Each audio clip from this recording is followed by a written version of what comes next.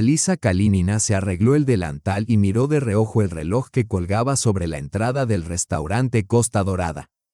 Las 7 en punto, faltaba apenas una hora para terminar su turno. El aire primaveral que se filtraba por las ventanas entreabiertas traía consigo el perfume de los árboles en flor y la promesa de días más cálidos. Estaba cansada después de una jornada larga, pero se obligaba a mantener la sonrisa mientras atendía a los últimos comensales.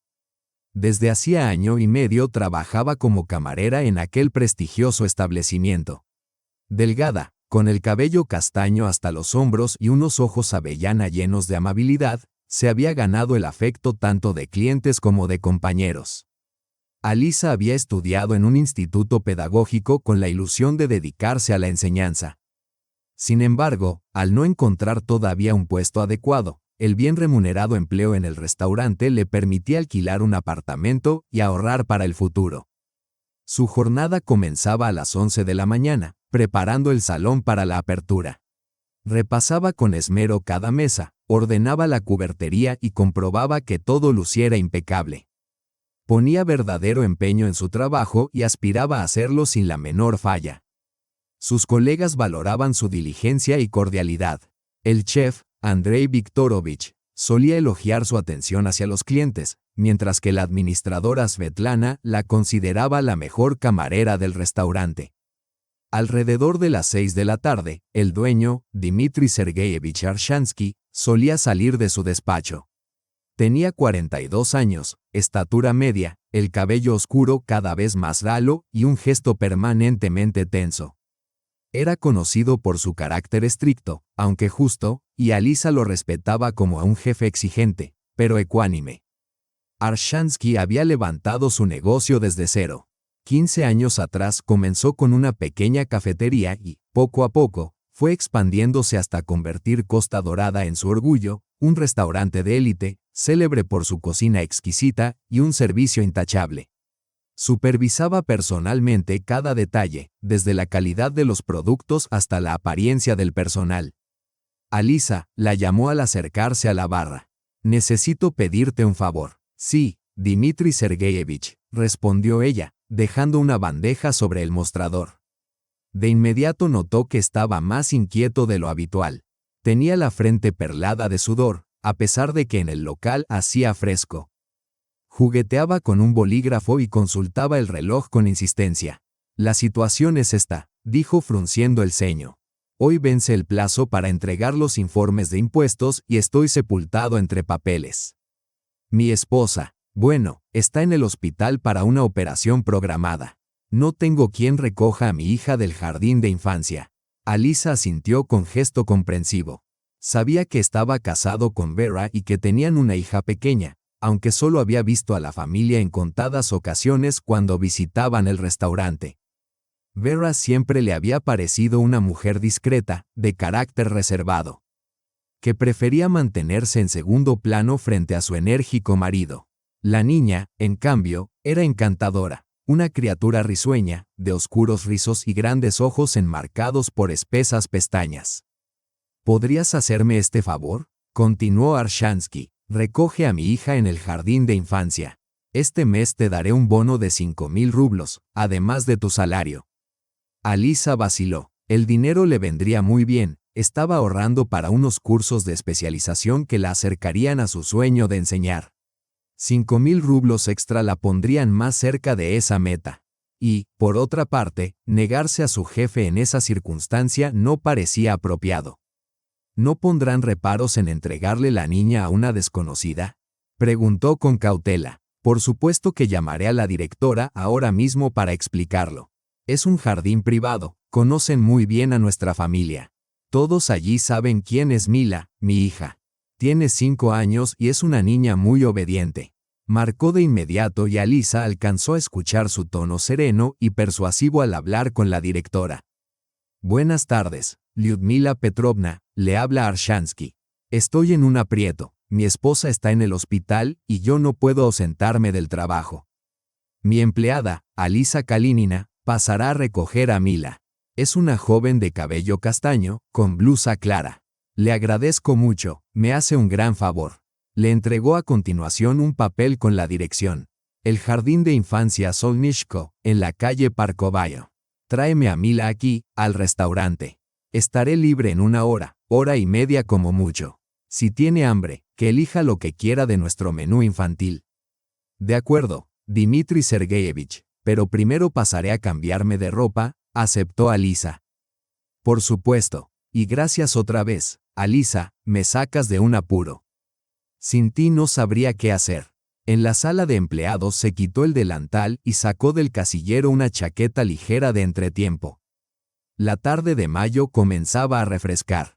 Cogió su bolso y comprobó que llevaba la documentación, en caso de que en el jardín le pidieran identificación. Al salir se cruzó con Svetlana, que ya terminaba su turno. ¿A dónde vas, Alisa? Tu jornada aún no ha acabado, preguntó sorprendida. Dmitri Sergeyevich me pidió recoger a su hija en el jardín. Su esposa está en el hospital y él está atareado con papeles. Ya veo, pues suerte. Mila es encantadora, aunque muy callada. La he visto un par de veces cuando venían en familia. El jardín de infancia quedaba a unos 15 minutos a pie, en un barrio tranquilo de edificios nuevos. Alisa caminaba despacio, disfrutando del frescor de la tarde tras un día agotador. Las calles estaban llenas de gente que regresaba a casa. El Solnishko ocupaba un bonito edificio de 2 plantas, con murales de colores en las paredes y un patio de juegos. El lugar lucía moderno y bien cuidado, se notaba que era un centro privado de alto nivel. El patio estaba vacío, la hora de juegos ya había pasado. Alisa tocó el timbre de la entrada. Una mujer de mediana edad, con gafas, traje impecable y el cabello recogido. Abrió la puerta. ¿Lyudmila Petrovna? Sí, usted es Alisa Kalinina, que viene por Mila Arshanskaya. Así es. Dmitri Sergeyevich llamó. Pase, Mila ya la espera. La directora la condujo por un pasillo adornado con dibujos infantiles, carteles del alfabeto y números, además de fotografías de fiestas escolares. De algunas aulas llegaban voces de los pocos niños que aún aguardaban a sus padres. Aquí está nuestra pequeña, dijo Lyudmila Petrovna al abrir una sala amplia. Junto a la ventana, sentada en una sillita, estaba una niña de unos 5 años, con el cabello oscuro recogido en una trenza. Vestía un vestido rosa y medias blancas. Al ver a la desconocida, se puso rígida, recelosa. Sus ojos grandes y expresivos, demasiado graves para su edad, reflejaban una tristeza impropia de una criatura tan pequeña. Mila, esta es Alisa, explicó la directora con suavidad. Trabaja con tu papá y te llevará con él. La niña asintió en silencio y tomó su mochila. Alisa se agachó a su altura. Hola, Mila. Me llamo Alisa. Tu papá me pidió que viniera por ti porque está ocupado con asuntos importantes. ¿Y mamá dónde está? Preguntó la niña con un hilo de voz. En el hospital, cariño, pero todo está bien, respondió con dulzura, recordando las palabras de su jefe sobre la operación programada. Mila aceptó la mano que le tendía y salieron juntas del jardín. Alisa notó que la pequeña caminaba en silencio, casi sin hacer ruido. Como si temiera molestar, llevaba la mochila bien cerrada y en la otra mano apretaba un osito blanco de peluche. Caía la tarde y las farolas comenzaban a encenderse una tras otra.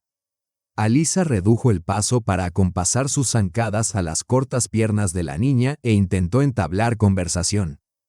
Pero Mila respondía apenas con susurros, mirando alrededor con cautela.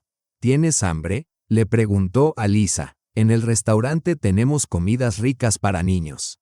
La niña negó con la cabeza, pero de pronto se detuvo y le apretó la mano con fuerza. Sus ojos se abrieron desmesuradamente, llenos de pánico. Tía Alisa, susurró con un hilo angustiado, no me lleves con papá. Alisa se quedó helada. En aquella voz infantil vibraba un miedo desgarrador que le oprimió el pecho. No era un simple capricho, era una súplica desesperada. Mila, cariño, ¿qué dices? Tu papá te está esperando. La niña negó con la cabeza y sacó de su mochila un pequeño teléfono rosa. Un aparato infantil de funciones básicas. Mira, susurró, mostrando la pantalla a Alisa. El rostro de Alisa palideció.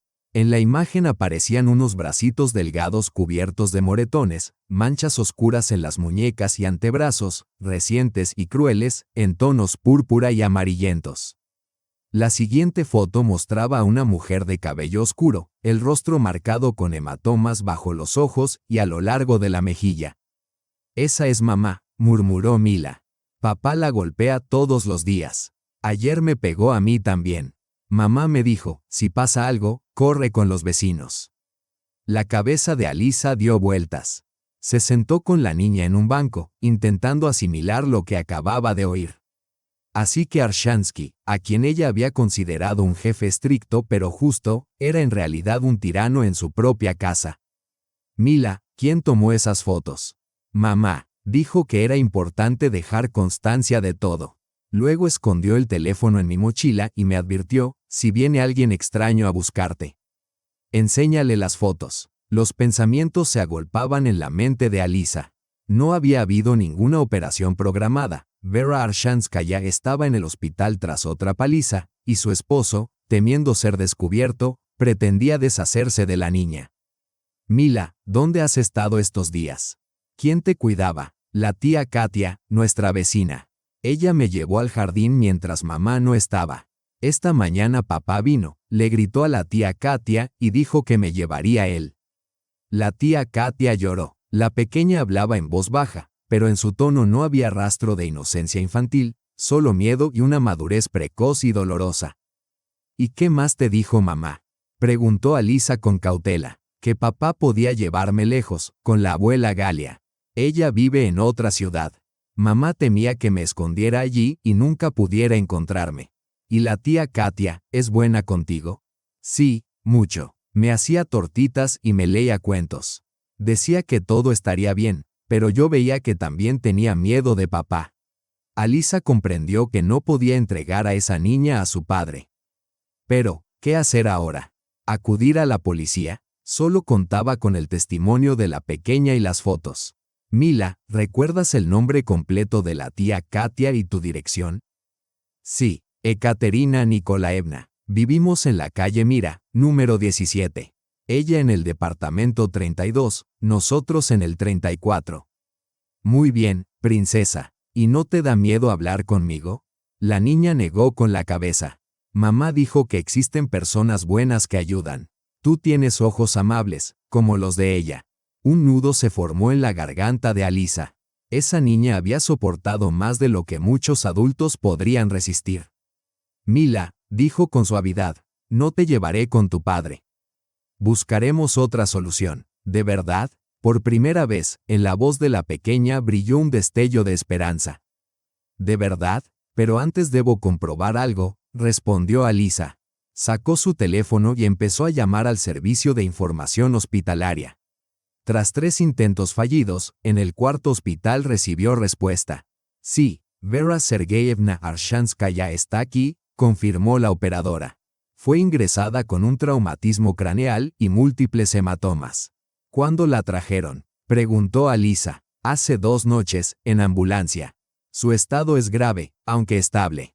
Así que Dimitri había mentido sobre la operación programada. Alisa recordó haber leído sobre organizaciones que brindaban ayuda a víctimas de violencia doméstica. En la ciudad había un centro de crisis llamado Nadezhda, Esperanza. «Mila», dijo con ternura, «vamos a un lugar donde nos ayudarán. Allí trabajan personas muy buenas». «¿Y mamá? ¿La veremos?». «Claro que sí, pero primero debemos asegurarnos de que tú estés a salvo». Se levantaron del banco. El centro de crisis estaba lejos y necesitarían tomar un autobús. De la mano, caminaron hasta la parada más cercana. Durante el trayecto, la mente de Alisa volvía una y otra vez a Dimitri. ¿Qué haría cuando descubriera que no había regresado con su hija? Pero, por ahora, lo único importante era la seguridad de la niña. En el autobús, Mila se acurrucó en silencio contra Alisa. De vez en cuando sacaba su teléfono y miraba las fotografías, como si quisiera convencerse de que no era una pesadilla. «Tía Alisa, ¿de verdad no me llevarás con papá? Aunque se ponga muy furioso». «No lo haré», respondió Alisa con firmeza. «Te lo prometo». El centro de crisis Nadezhda funcionaba en una antigua casona del centro. Ya pasaban de las 9 de la noche, pero las ventanas seguían iluminadas. Allí la ayuda estaba disponible a cualquier hora. Alisa y Mila subieron los escalones de la entrada, donde una placa mostraba números de emergencia. En el vestíbulo las recibió una mujer de unos 40 años, vestida con vaqueros y un suéter. Su rostro, bondadoso pero cansado, era el de alguien que había visto demasiado sufrimiento, sin perder nunca la capacidad de empatía. Buenas noches. Me llamo Olga Mikhailovna. ¿En qué puedo ayudarlas? Alisa relató en pocas palabras lo ocurrido y mostró las fotos guardadas en el teléfono de Mila. Olga escuchó con atención, haciendo algunas preguntas aclaratorias. Se notaba que, por desgracia, historias así no eran nuevas para ella. ¿Desde cuándo sucede esto, querida?, preguntó con dulzura a Mila. Desde hace mucho, susurró la niña. Siempre. Mamá tenía miedo de pedir ayuda. Papá decía que, si algún día lo contaba, nadie le creería y yo desaparecería para siempre. Hiciste muy bien en traerla aquí, concluyó Olga. Ahora llamaré a nuestra abogada y a la psicóloga. Se volvió hacia la pequeña. Cielito, ¿cómo te sientes? ¿Tienes hambre? La niña asintió. Olga las condujo a una sala acogedora, con sofás pequeños y un rincón infantil. Volvió al poco con zumo y galletas. En las paredes colgaban dibujos coloridos, seguramente hechos por otros niños que también habían hallado refugio allí. Pónganse cómodas, dijo a Alisa. Debo hacer algunas llamadas. También avisaremos a la policía, tenemos contacto con agentes especializados en violencia familiar. Media hora después llegaron dos colaboradoras más, Marina Alexandrovna, una joven psicóloga de cabello rubio corto, y Tatiana Igorrevna, una abogada de semblante serio y gafas. Marina enseguida logró tranquilizar a la niña, conversando con ella sobre juguetes y dibujos animados. ¿Qué te gusta ver?, preguntó sentándose a su lado. Los ponis, murmuró Mila. Y Frozen. A mí también me encanta Elsa. ¿Quieres cantar una canción de la película? La niña asintió tímidamente y comenzó a entonar en voz baja. Su vocecita melódica seguía el compás con dulzura. Mientras tanto, Tatiana se dirigió a Alisa. Cuénteme más sobre su jefe. ¿Qué sabía de él antes de hoy? Sinceramente, nada sospechoso, admitió ella. En el trabajo era estricto y exigente, pero parecía justo. Vi a su familia un par de veces. Su esposa me pareció tímida, pero creí que era simplemente su carácter. ¿Y en el trabajo, algún signo de agresividad hacia el personal? Alisa lo pensó un instante. Últimamente estaba más irritable. A veces gritaba al chef o a la administradora por tonterías, pero lo atribuía al estrés de manejar un restaurante. Por desgracia, explicó la abogada, los tiranos domésticos suelen ser hábiles en mantener una fachada respetable en público. Pero en casa se transforman en monstruos. ¿Hay testigos de la violencia?, preguntó de nuevo. La tía Katia, intervino Mila, levantando la vista de su charla con la psicóloga. Ella escuchó a papá gritarle a mamá. La vio cuando estaba lastimada. En ese momento, el teléfono de Alisa sonó. En la pantalla apareció el nombre, Arshansky DS. No lo atienda, advirtió Tatiana con firmeza. Necesitamos tiempo para presentar la denuncia de forma adecuada. El teléfono vibraba insistentemente. Alisa rechazó la llamada, pero un minuto después volvió a sonar. Se dará cuenta de que algo anda mal, murmuró con ansiedad. Ya hemos contactado a un oficial de confianza de la Unidad de Protección a la Familia y la Infancia, la tranquilizó Olga. Llegará en breve. Mañana por la mañana también intervendrán las autoridades de protección infantil. Mientras tanto, la psicóloga Marina continuaba con sus preguntas suaves y precisas. Las respuestas entrecortadas de Mila dibujaban un panorama sombrío, gritos constantes, palizas a su madre y un clima de intimidación que recaía también sobre la niña. Su padre solía decirle que, si hablaba con alguien, su madre iría a prisión, susurró Mila. Y que a ella la enviarían a un orfanato. Eso no es cierto, cariño, respondió con dulzura Marina Alexandrovna. Nadie va a encarcelar a tu madre. Al contrario, la ayudaremos a recuperarse y a vivir una vida feliz.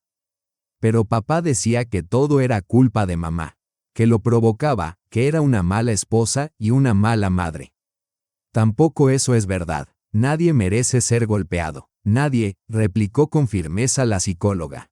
Hacia las 10 de la noche llegó el oficial local, un hombre afable de unos 50 años que se presentó como Igor Valentinovich Rebushin. De inmediato se puso manos a la obra. Se trata de un asunto muy serio, dijo tras escuchar el relato y revisar las fotografías.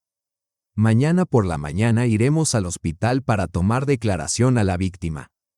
Por ahora, debemos decidir dónde pasará la noche la niña. Disponemos de una habitación de emergencia, explicó Olga Mikhailovna. Mila puede quedarse aquí y, en la mañana, iniciaremos los trámites oficiales. ¿Puedo quedarme con ella?, preguntó Alisa. No quiero dejarla sola con extraños, con todo respeto. Por supuesto, tenemos un sofá para los acompañantes, la tranquilizó Olga. En ese momento el teléfono de Alisa volvió a sonar, pero esta vez no era Arshansky, sino un número desconocido. Hola, contestó con cautela. Soy Ekaterina Nikolaevna, la vecina de los Arshansky. Perdón por llamar tan tarde. Pero, ¿fue usted quien recogió a Mila del jardín de infancia hoy? Sí, fui yo. ¿Por qué lo pregunta? Dimitri lleva más de hora y media buscándolas furioso. Vino a verme, me dio su número y me pidió que averiguara dónde estaban con Mila. Está borracho y muy agresivo. Temo que pueda hacer algo terrible. Estamos a salvo, la tranquilizó Alisa. Tenga cuidado con él. ¿La niña está bien? Sí, la protegeremos. Gracias a Dios. He estado tan preocupada. Ese hombre es un monstruo. Si supiera lo que ocurre en ese apartamento. El oficial pidió el número de Ekaterina Nikolaevna. Al día siguiente tendría que declarar formalmente como testigo. Cuénteme más sobre lo que ha visto y oído, le pidió Igor Valentinovich, mientras anotaba su testimonio por teléfono. Gritos, todos los días, relató Ekaterina, sobre todo por las noches, cuando llegaba borracho. Vera acudía a mí llorando, rogando quedarse a dormir, aunque siempre volvía a casa por miedo a que él lastimara a la niña. Intenté convencerla de denunciarlo, pero se negaba, decía que Dimitri la mataría si hablaba. Últimamente repetía que se llevaría a la niña con su madre, a otra ciudad, y que Vera no volvería a verla si intentaba irse o contar algo. También me amenazó a mí, aseguró que, si abría la boca, lo pagaría caro y que encontraría la forma de hacerme desaparecer en silencio. Alisa comprendió que lo más difícil apenas comenzaba. Arshansky no aceptaría con calma perder el control sobre su hija. Igor Valentinovich, ¿y si intenta llevársela por la fuerza?, preguntó. Mañana tramitaremos toda la documentación necesaria, respondió él. Por ahora, no tiene fundamentos legales para reclamar a su hija. La custodia temporal permanecerá en el centro hasta que se aclaren las circunstancias. El personal mostró a Alisa y a Mila la habitación de emergencia, un espacio pequeño pero acogedor, con una cama infantil, un sofá y una mesita. En las paredes colgaban dibujos de animales. Y las estanterías rebosaban de libros y juguetes. Tía Alisa, ¿de verdad te quedarás conmigo?, preguntó la niña al prepararse para dormir. Claro que sí, cielo. Estaré aquí toda la noche y mañana iremos a ver a tu mamá. Te lo prometo. Mila se lavó, se puso el pijama que le prestaron en el centro y se metió en la camita. Alisa se sentó a su lado y comenzó a contarle un cuento en voz baja. Mila la escuchaba atenta, aunque era evidente que le costaba conciliar el sueño. Tía Alisa, ¿tú no tienes miedo de papá? No, cariño, ahora hay muchas personas buenas protegiéndote. Tu padre nunca volverá a hacerte daño a ti ni a tu madre.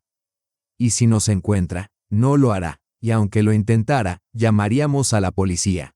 Solo después de una hora la niña logró dormirse. Alisa sabía que su vida había cambiado de manera irreversible en una sola noche. El día siguiente traería conversaciones difíciles con la policía, los servicios de protección infantil, y tal vez con el propio Arshansky. La noche en el centro de crisis transcurrió relativamente tranquila. Mila durmió en la camita y Alisa en un sofá plegable a su lado. La niña se despertó varias veces con pesadillas, pero se calmaba en cuanto veía el rostro familiar de Alisa. Hacia las 3 de la madrugada, Mila se incorporó sollozando. «Tía Alisa, tuve un sueño horrible», susurró entre lágrimas. «Cuéntame qué soñaste». «Papá llegó en un coche negro y me arrancó de los brazos de mamá. Ella corría detrás, llorando, pero no lograba alcanzarnos. Fue solo un sueño, cariño. Tu padre no te llevará. Te lo prometo». Alisa la abrazó hasta que volvió a calmarse. Aunque el sueño le resultaba esquivo, la niña se estremecía con cada ruido. A las 8 de la mañana, Olga Mikhailovna las despertó con té y sándwiches. «¿Cómo han dormido?», preguntó con suavidad. «Bien, ¿iremos hoy a ver a mamá?». «Por supuesto, solo debemos ocuparnos antes de algunos asuntos importantes». A las 9 regresó el oficial Igor Valentinovich, esta vez acompañado por Lidia Petrovna, de los servicios de protección infantil, una mujer de mediana edad, amable, vestida con un traje impecable. «Este caso exige una intervención inmediata», declaró tras revisar el expediente. «Iniciamos la retirada temporal de la menor del entorno familiar hasta que se investiguen todos los hechos». «¿Y qué pasará con papá?», preguntó Mila en voz baja. El oficial se arrodilló a su lado. «Cariño, tu padre tiene que aprender a no hacer daño. Hasta entonces, vivirás lejos de él, en un lugar seguro. Y mamá, tu madre también estará protegida. Nos aseguraremos de que reciba los cuidados que necesita». Lidia Petrovna explicó a Alisa las complejidades legales. Técnicamente, el padre aún conservaba derechos sobre la niña, pero si se presentaban pruebas de maltrato, el tribunal podía restringir o incluso retirar por completo su patria potestad. Sin embargo, el proceso podía prolongarse varios meses. «¿Y dónde vivirá Mila mientras tanto?», preguntó Alisa. «Lo ideal sería con su madre, una vez que se recupere y pueda garantizar su seguridad. De no ser posible, en una institución especializada o bajo el cuidado de una familia de acogida». A las 10 de la mañana estaban listas para ir al hospital. Alisa llamó a la administradora del restaurante para avisar que no podría acudir al trabajo por una urgencia familiar. Decidió, por el momento, no revelar que Arshansky era un maltratador. «Svetlana, necesito ausentarme varios días por un asunto muy grave en casa». «¿Qué ha ocurrido? ¿Estás enferma?». «No, pero se trata de algo muy serio». «De acuerdo, reorganizaré el turno y llamaré a Ira». «Pero Dmitri Sergeyevich te buscó toda la noche, estaba muy alterado. Dijo que debías llevarle a su hija». «Lo sé, pero ahora no puedo hablar con él». «¿Seguro que estás bien? Te noto extraña». «Te explicaré más adelante. Ahora no puedo». En el hospital, hallaron a Vera Arshanskaya en la sala de traumatología.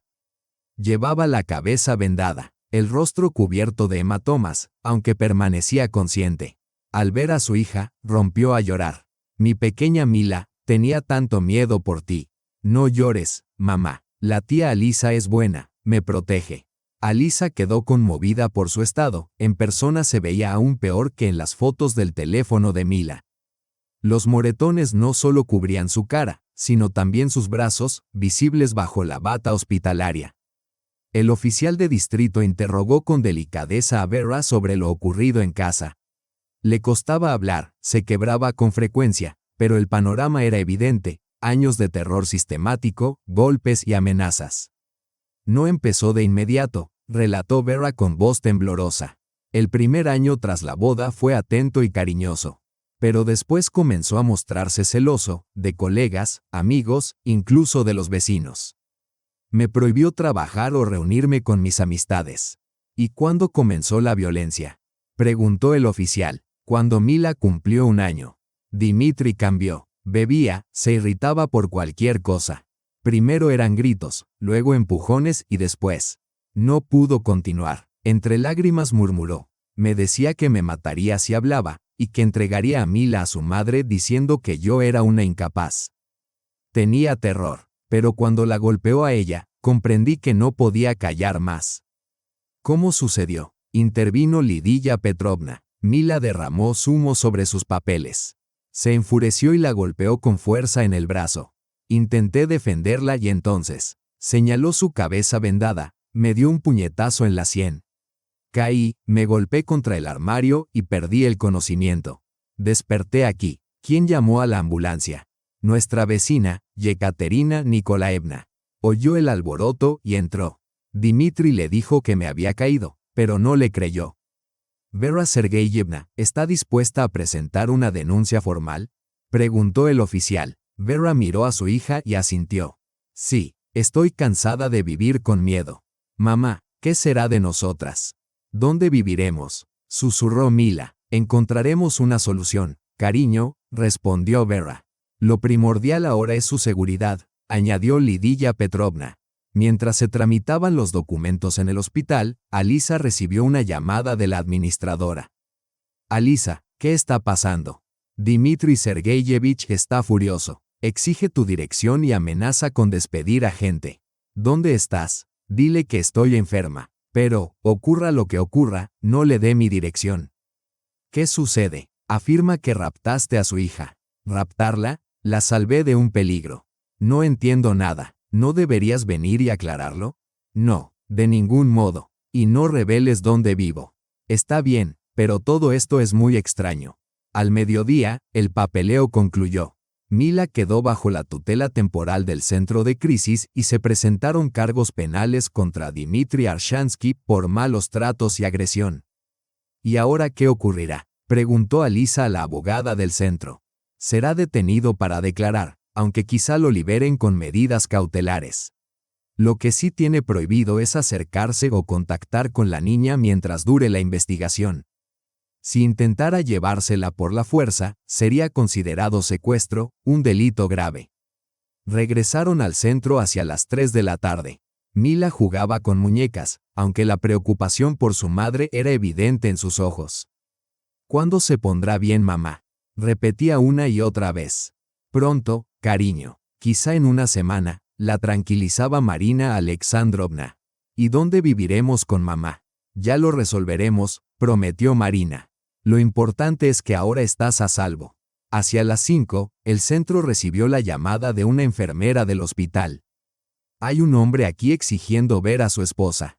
Dice ser su marido, Arshansky.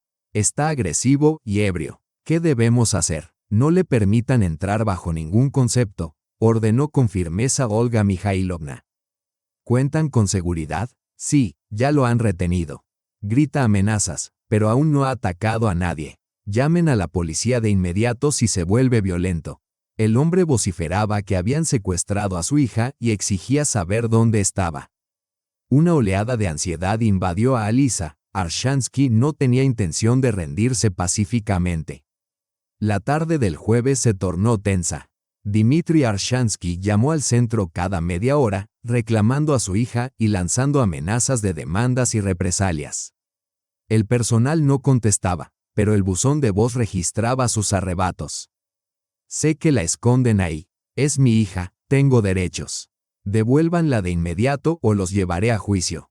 Los acusaré de secuestro. Cerraré esa farsa de centro, tengo contactos. Cada mensaje es más agresivo, observó Tatiana Igorevna tras escuchar otra de sus amenazas. Entretanto, Mila pasaba su segundo día en el centro con relativa calma. Una psicóloga infantil la atendía, ayudándola a procesar el trauma. Poco a poco, la niña comenzaba a abrirse y dejaba de sobresaltarse ante ruidos repentinos. Mila, cuéntame sobre tus amigos del jardín de infancia, le preguntó Marina Alexandrovna durante una sesión. No tengo muchos, admitió Mila. A papá no le gustaba que vinieran niños a casa. Decía que los extraños eran una mala influencia. ¿Y te gustaría tener más amigos? Sí, pero me daba miedo invitarlos. ¿Y si papá empezaba a gritar? ¿En el jardín contaste alguna vez lo que ocurría en casa? No, papá decía que si lo hacía me mandarían a un orfanato y meterían a mamá en la cárcel. Alisa permanecía siempre a su lado, sin apartarse de ella. El viernes por la mañana, el oficial Ribushin llegó con noticias preocupantes. Arshansky ha declarado y lo han dejado en libertad con prohibición de salir de la ciudad.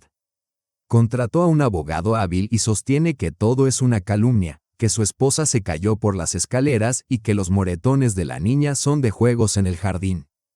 ¿Y le creen? exclamó Alisa, indignada. La investigación sigue en curso. El examen médico confirmó que las lesiones de Vera Sergeyevna no son compatibles con una caída, fueron golpes deliberados. Pero el proceso puede alargarse meses. Y su abogado lo presenta como un esposo y padre ejemplar, víctima de acusaciones falsas. Afirma que su esposa padece inestabilidad mental y que la niña ha sido manipulada en su contra. En el hospital, la condición física de Vera mejoraba poco a poco, ya podía levantarse de la cama y los hematomas comenzaban a desvanecerse. Pero psicológicamente seguía frágil, aterrada de salir de la sala y mirando a cada instante por encima del hombro. «Nos encontrará», susurraba Alisa durante una visita. Dmitri nunca se rinde. Puede fingir arrepentimiento, pero después. Vera Sergeyevna, ahora es distinto, la tranquilizó Alisa. Hay un proceso oficial, testigos, pruebas. Ya no puede ocultarlo. No lo conoces. Es capaz de convencer a cualquiera de que lo negro es blanco. Tiene dinero, contactos. Yo no tengo nada. Las sospechas de Vera parecieron confirmarse cuando, aquel mismo viernes por la tarde, el centro de crisis recibió una notificación oficial del abogado de Arshansky, exigiendo la entrega inmediata de Mila a su padre. Insiste en que, como tutor legal, nadie tiene derecho a retener a su hija, explicó Tatiana Igorevna mientras examinaba la documentación. Además, amenaza con demandar al centro y a ti personalmente, Alisa. ¿Qué podemos hacer?, preguntó ella. Contamos con la orden judicial de retirada temporal, pero su abogado probablemente recurrirá. Debemos agilizar el proceso para garantizar la custodia provisional. El sábado por la mañana, Alisa se despertó sobresaltada por una llamada telefónica. Era Svetlana, la administradora del restaurante. Alisa, estamos en crisis. Ayer Dmitri Sergeyevich despidió a 3 empleados, acusándolos de conspirar contra él. Juró que también te despedirá en cuanto te encuentre. Todo el personal está conmocionado. ¿Qué dijo exactamente? Vociferaba que todos estaban confabulados en su contra, que habías manipulado a su hija para volverla contra su padre. Estaba irreconocible, borracho, desaliñado. Los clientes se quejaron. ¿A quién despidió? A 2 camareras y al barman. Afirmó que sabían dónde estaba su hija y que se lo habían ocultado, aunque no tenían la menor idea. El restaurante es un caos. La mitad del personal tiene miedo de presentarse a trabajar. Si esto sigue así, no resistiremos mucho. Alisa comprendió que Arshansky no solo estaba perdiendo el control de su familia, sino también de su negocio, lo que lo volvía aún más peligroso. El domingo por la mañana, Vera recibió el alta hospitalaria. Los médicos confirmaron que estaba recuperada físicamente, aunque recomendaron rehabilitación psicológica. Se trasladó al centro de crisis, donde al fin pudo abrazar a su hija. «Mamá, tuve tanto miedo de no volver a verte», sollozó Mila, aferrándose a ella. «Tranquila, amor mío, ya estamos juntas y nadie volverá a separarnos», susurró Vera, acariciándole el cabello. Alisa presenció el reencuentro convencida de que había tomado la decisión correcta. Aunque la despidieran o la demandaran, había salvado a una niña. Sin embargo, aquella alegría se vio pronto ensombrecida por nuevos problemas. El lunes por la mañana, el oficial Rybushin llegó con noticias inquietantes. Arshansky ha presentado una contrademanda. Acusa a su esposa de haberse autoinfligido las lesiones para incriminarlo. Asegura que padece problemas psiquiátricos. ¿Y alguien puede creer eso?, exclamó Alisa, indignada. Lamentablemente, casos así ocurren. Ha contratado a un abogado con mucha experiencia en este tipo de procesos. Ya se ha programado una evaluación psiquiátrica para Vera Sergeyevna. Vera palideció. Siempre me amenazaba con esto. Decía que demostraría que estaba loca si intentaba dejarlo, que tenía médicos dispuestos a respaldarlo. No te preocupes, intervino Marina Alexandrovna, la psicóloga del centro. Hoy en día las evaluaciones son mucho más objetivas. Además, contamos con testimonios de los vecinos y con informes médicos. ¿Y qué dice su abogado de mí?, preguntó Alisa. Te describe como una mujer malintencionada que secuestró a la niña para dañar a la familia, respondió el oficial. Afirma que lo planeabas desde hace tiempo. Eso es absurdo. Fue la primera vez que recogí a Mila del jardín de infancia. Lo sé, pero su abogado se aferra a cualquier resquicio. Aún así, la tensión en el centro era palpable. Todos comprendían que Arshansky no pensaba rendirse. El martes por la tarde, un incidente inquietante lo dejó claro. Una guardia de seguridad detectó un coche oscuro estacionado durante horas detrás del edificio.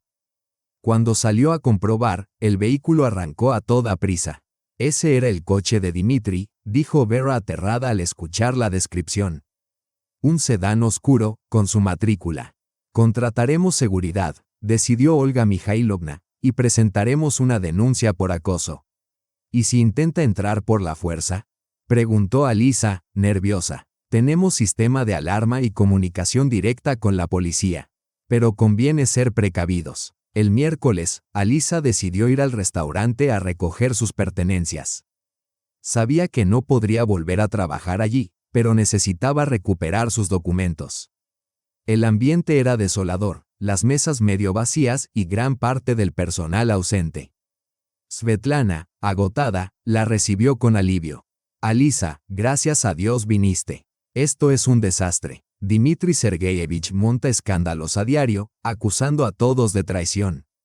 Ayer renunciaron 2 camareros más. ¿Dónde está ahora? En su despacho. Pero mejor evítalo, está furioso. ¿Y qué dice de mí? Te llama traidora, asegura que destruiste su familia. Jura que recuperará a su hija y castigará a todos los implicados. Alisa entró en la sala del personal para recoger sus cosas. De pronto, la puerta se abrió de golpe. Arshansky apareció en el umbral. Desaliñado, con los ojos enrojecidos, la camisa arrugada. Aquí está la traidora, gruñó. ¿Creías que no te encontraría? Dmitri Sergeyevich, solo vine por mis pertenencias. ¿Dónde está mi hija? Avanzó hacia ella. Alisa percibió el fuerte olor a alcohol. Tú me la robaste. La salvé de un tirano, replicó ella con firmeza. De un hombre que golpea a su propia familia. El rostro de Arshansky se deformó de ira. Levantó la mano, pero en ese momento entró Svetlana. Dmitri Sergeyevich, los clientes se quejan. Lo necesitan de inmediato. Todos están en mi contra. Vociferó, golpeando con el puño el casillero. Recuperaré a mi hija y destruiré a cualquiera que se cruce en mi camino. Por favor, cálmese, suplicó Svetlana. No te atrevas a darme órdenes. Le gritó. Tú también sabías dónde estaba Mila. Todos conspiran contra mí. Alisa aprovechó el momento para escabullirse. Tenía las manos temblorosas, comprendió que Dmitri era capaz de cualquier cosa. Esa misma tarde, el centro recibió una llamada de Yekaterina Nikolaevna, vecina de los Arshansky. Tengan cuidado, muchachas. Dmitri lleva toda la tarde borracho, rondando el edificio y amenazando a cualquiera que pretenda testificar contra él.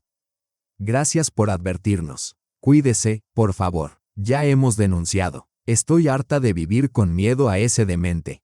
¿Qué dijo exactamente? Que encontrará a todos los que ayudan a su esposa y los hará arrepentirse. También se jactó de tener amigos influyentes que lo ayudarán a recuperar la custodia. El jueves, Vera se sometió a la evaluación psiquiátrica. Los resultados confirmaron que estaba mentalmente sana y que sus lesiones eran producto de violencia física. Es una noticia excelente, comentó Tatiana Igorevna. Ahora el abogado de Arshansky no podrá cuestionar tu estado mental. Pero el alivio duró poco. El viernes por la mañana, el oficial Ribushin trajo noticias alarmantes. Arshansky había desaparecido.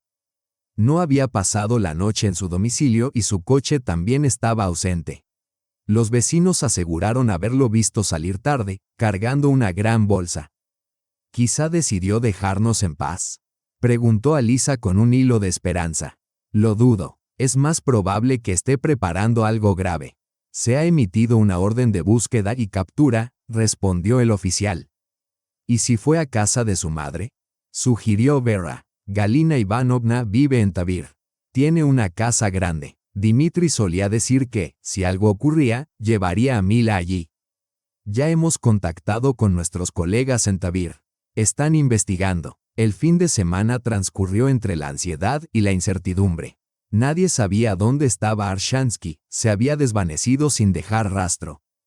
Aunque se reforzó la seguridad del centro, todos eran conscientes de que, si Dmitri tenía un plan, encontraría la forma de ejecutarlo. Mila percibía la atención de los adultos y se mostraba cada vez más retraída. No se separaba de su madre, despertaba sobresaltada en mitad de la noche. «Mamá, ¿papá nos encontrará?», preguntaba con un hilo de voz. «No, cariño, aquí estamos a salvo, hay buena gente que nos protege». Pero Vera no lograba convencerse a sí misma. Conocía demasiado bien a Dmitri. Si había decidido actuar, detenerlo sería casi imposible.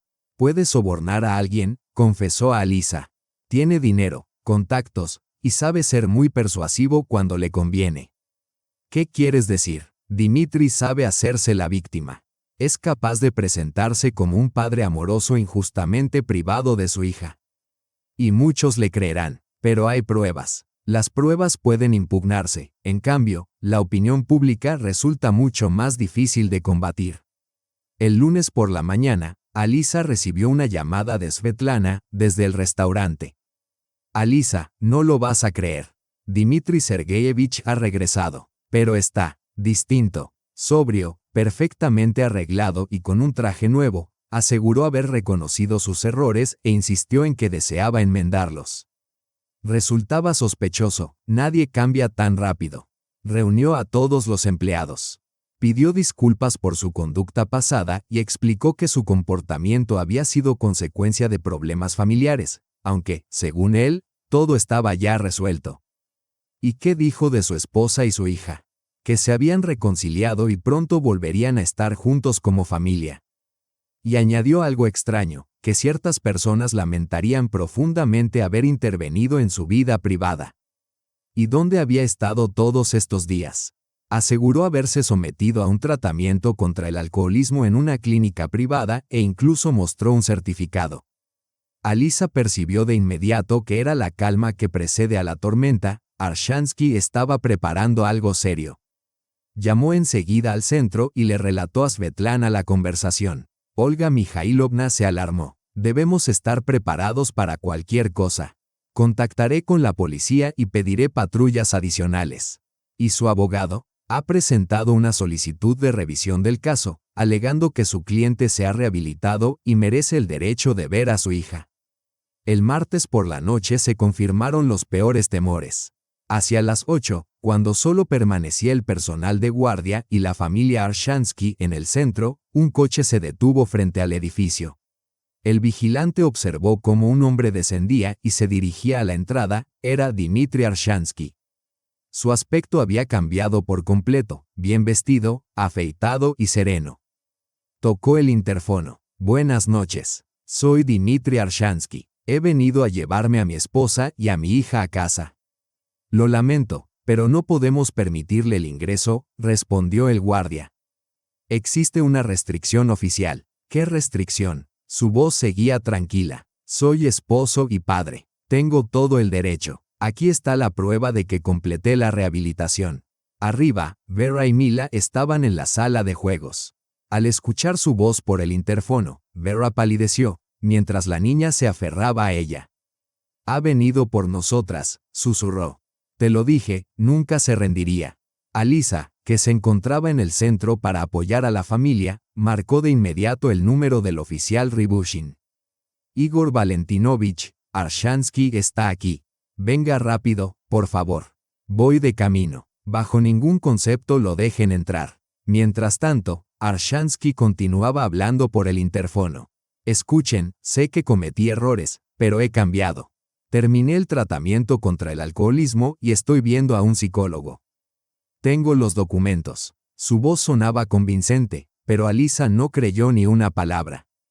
Sabía que los hombres maltratadores eran expertos en fingir ser esposos arrepentidos, era solo otra de sus máscaras. «Dmitri Sergeyevich, aunque eso fuera cierto, la decisión sobre el regreso de su familia no nos corresponde a nosotros, sino al tribunal», explicó Olga Mikhailovna por el interfono. «Bien», replicó él, sorprendentemente sereno. «Entonces, al menos déjenme hablar con mi esposa y mi hija». 5 minutos. A través del cristal, bajo su supervisión, el personal intercambió miradas. A primera vista, parecía una petición razonable, pero ninguno confiaba en él. Espere mientras consultamos con Vera Sergeyevna. Arriba, le transmitieron la solicitud. Vera se negó de inmediato. No, no quiero verlo. Está tramando algo. Dmitri nunca se da por vencido tan fácilmente. ¿Y si garantizamos seguridad absoluta?, propuso Olga Mikhailovna. Tal vez le ayude a demostrarle que has tomado la decisión de poner fin a la relación. No, en absoluto, Vera fue tajante. No comprenden lo persuasivo que puede ser. Encontrará la manera de influirme, o de manipular a Mila. Mamá, papá ya no nos hará daño, ¿verdad?, preguntó la niña en un susurro. No, cariño, porque no lo permitiremos. De regreso abajo, Olga Mikhailovna comunicó la negativa por el interfono. La máscara de calma de Arshansky se resquebrajó al instante. ¿Así que es así?, gruñó. Ustedes lo han pedido. Volvió a su coche, pero en lugar de marcharse, sacó un bidón de combustible y comenzó a rociar con gasolina el porche del edificio. Está prendiendo fuego al edificio, gritó el guardia. Alisa tomó su teléfono y marcó el 112. Incendio en la calle Gagarin 23. Un hombre está incendiando el edificio. Hay personas dentro. Los servicios de emergencia están en camino. Evacúen de inmediato. La situación se agravó en segundos. Las llamas se extendieron por los escalones de madera, el humo llenó el edificio y la alarma comenzó a sonar. Todos al segundo piso, ordenó Olga Mikhailovna. Enciérrense en la sala del fondo. Alisa cargó a Mila en brazos. Vera se mantuvo cerca, y junto con los demás se atrincheraron en una habitación con vista al patio. Mamá, tengo miedo, lloró la niña. Todo estará bien, cielo. Los bomberos llegarán pronto. Pero el humo se volvía cada vez más espeso. Arshansky no se conformaba con incendiar el porche, arrojaba gasolina por las paredes, rompía ventanas y gritaba incoherencias. Estaba fuera de sí. Son mías, rugía, es mi familia. Si no puedo tenerlos vivos, arderán conmigo. Las sirenas se escucharon al cabo de unos minutos, pero el fuego ya había devorado la planta baja. La policía y las ambulancias llegaron junto con los bomberos. «Hay gente dentro», gritaba el guardia desde una ventana del segundo piso. «Estamos atrapados». Los bomberos extendieron las escaleras y comenzaron la evacuación. Vera y Mila descendieron primero, seguidas por los demás. Arshansky intentó interferir, vociferando a los agentes. «Es mi hija, es mi familia, no tienen derecho. Deténgase de inmediato. Está poniendo vidas en peligro», le ordenó el oficial Ribushin. «Ellos pusieron en peligro a mi familia», rugió Dmitri, con voz que resonó por toda la calle. «Me robaron a mi esposa y a mi hija». Al ver a Vera y Mila bajar por la escalera de incendios, su rostro se torció de furia. «Vera», vociferó, «esto es por tu culpa. Todo es culpa tuya». Se lanzó hacia las escaleras, pero la policía lo interceptó. Se produjo un forcejeo. Arshansky luchaba como un poseso, intentando zafarse. «Déjenme, me las llevaré de vuelta, son mías». «Papá, no», suplicó Mila desde la escalera. «Por favor, no». Pero ya no la escuchaba, estaba consumido por la locura. Finalmente, los agentes lograron reducirlo y colocarle las esposas, aunque él seguía lanzando amenazas. «Los encontraré a todos, me las pagarán. Vera, te arrepentirás. Y tú también, miserable camarera, lo lamentarás». Alisa permanecía junto a la familia Arshansky, sosteniendo a la pequeña Mila que temblaba en sus brazos. La niña se aferraba a ella, repitiendo una y otra vez. «Tía Alisa, no dejes que me lleve. Por favor, no lo dejes». «No lo permitiré, cielo», susurró Alisa. «Nunca más». El incendio fue sofocado con rapidez. Solo la planta baja y el porche resultaron dañados. El edificio podría repararse, pero el centro de crisis tendría que cerrar temporalmente. ¿Dónde vivirán ahora Vera y Mila?, preguntó Alisa a Olga Mikhailovna. «Disponemos de una instalación de respaldo en otro distrito. Y después de lo de hoy, Arshansky con toda seguridad será encarcelado. El incendio intencionado es un delito gravísimo». Arshansky fue trasladado a la comisaría, todavía lanzando amenazas a su esposa e hija desde el interior del coche patrulla. «Mamá, ¿papá ya no nos encontrará nunca más?», preguntó Mila mientras se dirigían al centro de acogida alternativo. «No, cariño», la tranquilizó Vera. «Lo encarcelarán por todo lo que ha hecho». Pero los acontecimientos tomaron un giro inesperado. Esa misma noche, cuando apenas empezaban a instalarse en la nueva ubicación, Alisa recibió una llamada de Svetlana. «Alisa, ¿te has enterado de lo que pasó con Dmitri Sergeyevich?». «Sí, lo supe. ¿Y el restaurante? Es un caos. El personal se ha dispersado, los proveedores exigen pagos y los clientes cancelan sus reservas. Todo parece derrumbarse. Además, la gente está conmocionada por el incendio. Nadie creía que fuera capaz de algo así. Ahora todos reconocen que hiciste bien en apoyar a su hija». Ese mismo día, Dmitri Arshansky fue acusado formalmente de incendio intencionado, amenazas y alteración del orden público. Su abogado alegó que había actuado bajo una fuerte presión emocional, pero las grabaciones de las cámaras de seguridad demostraron que el fuego había sido provocado de manera deliberada. «Se enfrenta a una pena de entre 3 y 7 años de prisión», explicó un agente. «Y con el caso de violencia doméstica, la condena podría ser aún mayor». Por primera vez en muchos años, Vera sintió un cierto alivio. Sin embargo, se encontraba sin empleo ni ingresos. «Tengo un título en economía, pero no he trabajado en 5 años», suspiró. «¿Quién me contrataría ahora? ¿Y qué pasará con el restaurante? Técnicamente sigue perteneciendo a la familia», le recordó Alisa.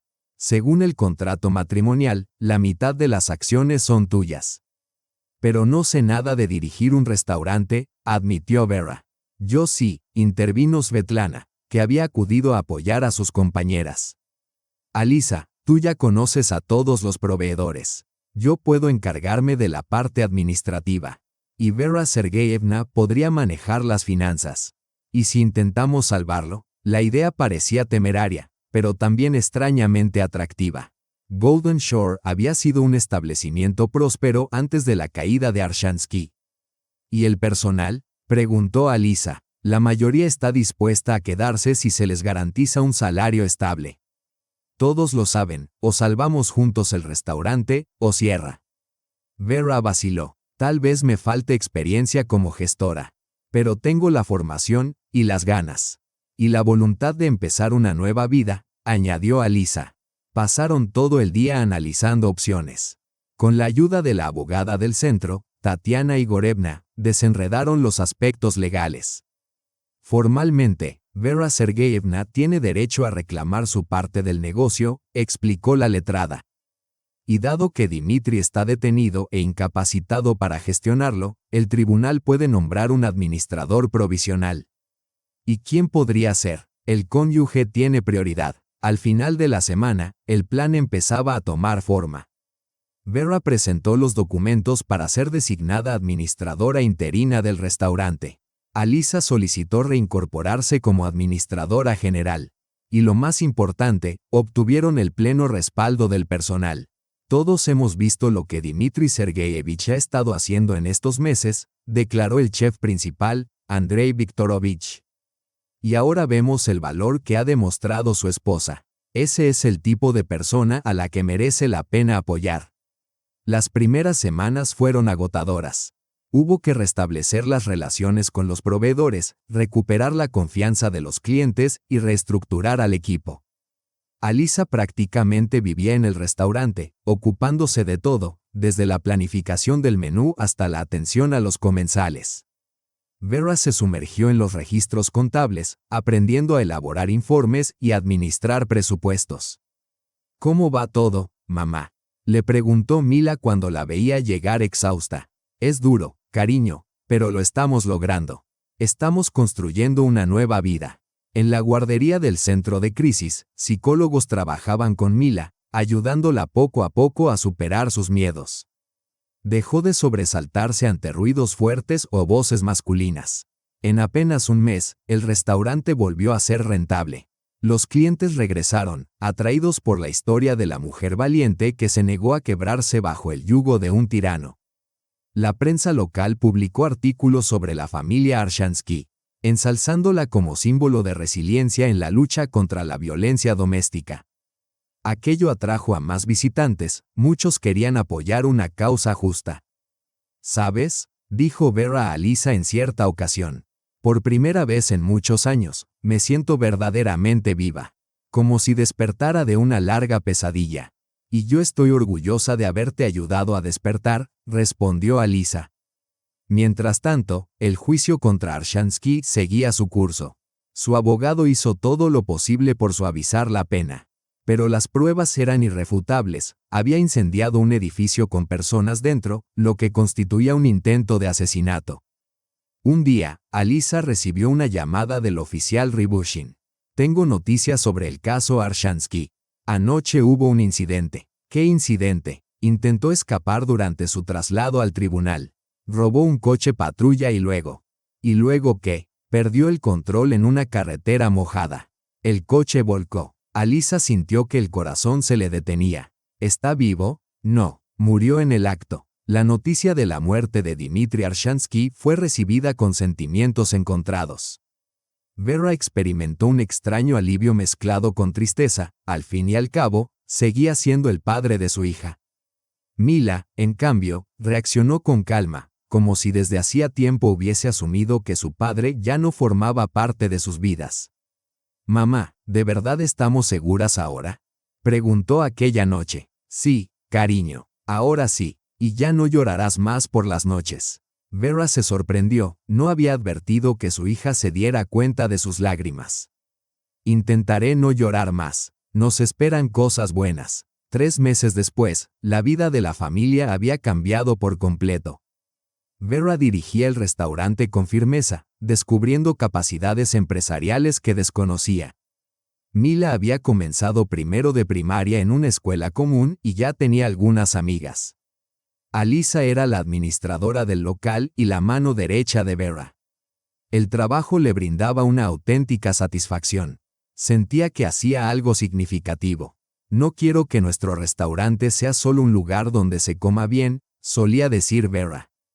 «Quiero que simbolice que la vida puede empezar de nuevo a cualquier edad». Una tarde de octubre, un hombre alto, de unos 30 y tantos años, entró en el restaurante. Vestía un traje elegante y sus amables ojos grises destilaban atención.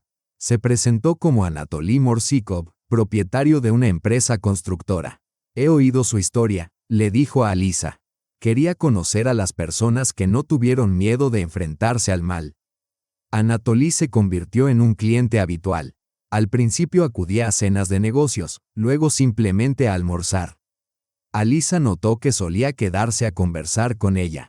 «Eres una mujer extraordinaria», le dijo en una ocasión. «No cualquiera tendría el valor de hacer lo que hiciste». «Simplemente no podía actuar de otra manera», respondió Lisa. «Cuando ves a un niño en peligro». «Y eso», la interrumpió con suavidad, «es precisamente lo que te hace extraordinaria». Pronto surgieron sentimientos cálidos entre ambos. Anatoly no solo era un empresario exitoso, sino también un hombre honesto y bondadoso. Incluso ayudó al restaurante a conseguir un lucrativo contrato para eventos corporativos. Una tarde de noviembre, mientras Lisa recogía a Mila de la escuela, la niña le preguntó: «Tía Lisa, ¿te gusta el tío Tolia? ¿Por qué lo preguntas? Mamá dice que él te mira de una forma especial. Y tú también lo miras así». Alice rió. Los niños siempre intuían esas cosas antes que los adultos. «¿Y a ti te gusta el tío Tolia?» «Sí, es bueno. Y no grita como». La niña se interrumpió, pero Alice comprendió de inmediato. En Nochevieja, Anatoly le hizo a Alice una propuesta, no de matrimonio todavía, pero sí algo serio. «Quiero que sepas que estoy dispuesto a esperar el tiempo que sea necesario», le dijo. «Pero deseo estar a tu lado». Alice aceptó. Había comprendido que estaba lista para abrir su corazón al amor. Al finalizar el año, La Orilla Dorada se había convertido en uno de los restaurantes más populares de la ciudad. Vera incluso recibió una oferta para expandirse, aunque decidió concentrarse, por el momento, en el local ya existente. «El dinero no es lo más importante», aseguró. Lo verdaderamente valioso es haber demostrado que siempre es posible volver a empezar. Mila prosperaba, y sus heridas emocionales sanaban poco a poco gracias a la terapia y al cariño que la rodeaba. «Mamá, ¿recuerdas lo asustadas que estábamos?», preguntó una noche. «Sí, mi amor, lo recuerdo. Pero ya no tenemos miedo. Contamos con la tía Alice, con el tío Tolia y con muchas personas buenas a nuestro lado». «Así es, cariño, ya no tenemos miedo». El 31 de diciembre, todo el equipo del restaurante se reunió, no solo para recibir el año nuevo, sino también para celebrar el final victorioso de una etapa difícil. Todos eran conscientes de que habían soportado grandes pruebas, y habían salido adelante. Alice contemplaba a su alrededor aquella compañía alegre, a Vera, transformada de víctima temerosa en empresaria segura de sí misma, riendo y jugando con los hijos de los empleados, a Anatoly, convertido en su pilar y símbolo de esperanza para un futuro mejor. ¿No te sientes como una heroína de cuento de hadas?, le susurró Anatoly sonriendo, la que salvó a la gente del dragón y les devolvió la libertad. «No soy ninguna heroína», respondió Alice. «Solo hice lo que debía hacer. Y eso», replicó él suavemente, «es lo que te convierte en una heroína». Al sonar las 12 campanadas y entrelazarse los abrazos y felicitaciones, Alice pensó en lo inimaginable de los cambios ocurridos durante el año. Una simple decisión, no entregar a una niña a su padre maltratador, lo había transformado todo. Y, sin embargo, no se arrepentía. Vera y Mila estaban a salvo. El tirano había recibido su merecido.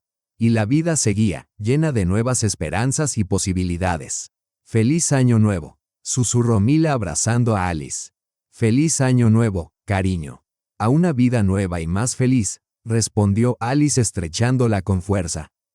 «Tía Alice», dijo la niña con gravedad, mirándola a los ojos. «Mamá dijo que en el año nuevo por fin viviremos en nuestra propia casa, y que yo tendré mi propia habitación con papel tapiz rosa». «Eso es maravilloso», Alice sonrió. «¿Y qué más deseas para el año nuevo?» «Quiero que mamá nunca vuelva a llorar. Y quiero que te cases con el tío Tolia, y que tengan un hijito o una hijita». Alice rió. «Vaya, esa es una lista muy ambiciosa de deseos. Pero ¿sabes qué? Creo que en la Nochevieja, justo a medianoche, los sueños verdaderos pueden hacerse realidad». En ese momento se acercó Anatoly con una copa de champán en la mano. «¿De qué conspiraban estas damas?», preguntó divertido. «Mila estaba formulando su deseo de año nuevo», explicó Alice. «Y yo ya hice el mío», respondió Anatoly, mirándola fijamente, «y sé que se cumplirá». Vera se unió a ellos con el rostro iluminado de paz y felicidad. «¿Saben? Nunca pensé que sentiría alegría en Nochevieja. Antes, esta fiesta me llenaba de angustia. Dimitri solía emborracharse. No pensemos en cosas tristes», la interrumpió suavemente Mila. «Hoy es un día de celebración. Tienes razón, cariño. Esta noche celebramos nuestra nueva vida». Al final de la velada, cuando los invitados comenzaban a marcharse, Alice salió a respirar el aire fresco en las escaleras del restaurante. Anatoly la siguió, y permanecieron juntos, abrazados, saboreando el silencio y la calma de la noche. De pronto, Mila apareció corriendo. «Tía Alice, tío Tolia, vengan rápido. Mamá está llorando». Corrieron adentro y descubrieron que las lágrimas de Vera no eran de tristeza, sino de alegría. Leía mensajes de felicitación de los clientes y cartas de gratitud de mujeres que se habían sentido inspiradas por su historia. «Miren», dijo entre sollozos, señalando la pantalla del portátil. «Esta mujer, desde otra ciudad, escribe que nuestra historia le dio fuerzas para dejar a su esposo violento. Y aquí, una joven dice que decidió ofrecerse como voluntaria en un refugio para víctimas de violencia». «¿Ves, mamá?», dijo Mila. «Estamos ayudando a la gente». «Sí, mi amor. Y ese es el mayor tesoro de la vida». Alice se inclinó, leyó una de las cartas y compartió en voz alta. «Queridos héroes, su historia me devolvió la esperanza de que yo también puedo proteger a mis hijos. Gracias por mostrarme que siempre existe una salida. Con respeto, Elena Petrova». «¿Lo ven?», dijo Olga Mikhailovna. «Su valentía no solo salvó a Mila, sino también a muchas otras personas. Cuando los últimos invitados se retiraron, quedaron solo Alice, Anatoly, Vera y Mila para recoger. Entre ellos se respiraba una cercanía especial. ¿Saben qué es lo que más me asombra?, comentó Vera mientras apilaba los platos. Me siento fuerte, verdaderamente fuerte, por primera vez en mi vida. Y yo estoy orgullosa de ti, le dijo Alice. Pasaste por el infierno y no te quebraste. Todos hemos pasado por pruebas, añadió Anatoly. Y todos hemos sobrevivido. Y ahora, somos una familia, concluyó Mila. ¿No es así?, respondieron al unísono. Para entonces la niña ya estaba medio dormida, murmurando entre sueños. Tía Alice, ¿recuerdas cuando te rogué que no me devolvieras a papá? Lo recuerdo, cariño. ¿Y recuerdas que me prometiste protegerme? Por supuesto. Y cumpliste tu promesa. Gracias. Alice comprendió que aquel simple gracias de una niña valía más que cualquier premio en el mundo, porque era por momentos así que valía la pena vivir, luchar y no rendirse jamás. El nuevo año trajo consigo nuevas esperanzas, proyectos frescos y una fe renovada en que el bien siempre triunfa, siempre que haya quienes estén dispuestos a defenderlo. Así concluyó su historia, recordándonos que nunca debemos dar la espalda al sufrimiento ajeno, porque la bondad siempre regresa, multiplicada por 3, incluso cuando menos se espera.